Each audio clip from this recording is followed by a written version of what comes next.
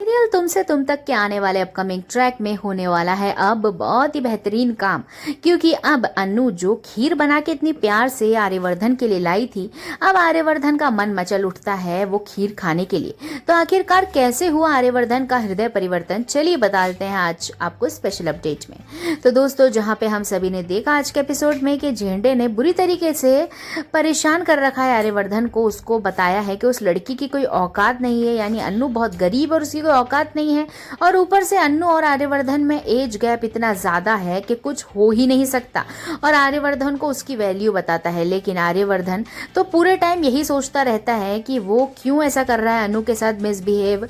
उसे जानकर के अन्नू की खीर भी ठुकरानी पड़ी।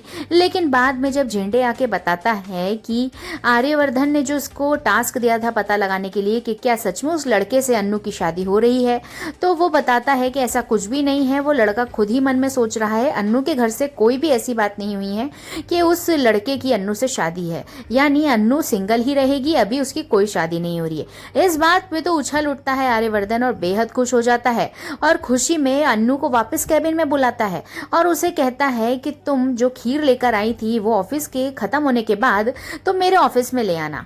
तब अन्नू बेहद खुश हो जाती है कि चलो, आर्यवर्धन ने उसकी खीर एक्सेप्ट तो करी, भले ही उसका मूड पहले खराब था। अब पहुंच जाती है आर्यवर्धन के ऑफिस में, यानी कैबिन में।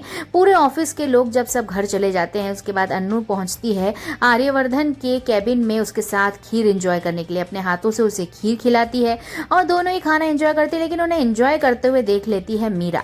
मीरा तो जलन की आग में इतनी भड़क रही है कि उसे समझ भी नहीं आ रहा है कि अन्नू ने ऐसा क्या जादू कर दिया है आर्य सर के ऊपर, जो आर्य सर उसके पीछे इतने पागल हो रहे हैं। और आखिरकार वो लड़की इतनी सी उम्र की है और सर इतने इतने ज्यादा उम्र के हैं, आखिरकार ऐसा क्या हो रहा है। लेकिन वो देख के जलती रहती है और वहीं पे आर्य और अनु एंजॉय करते हैं।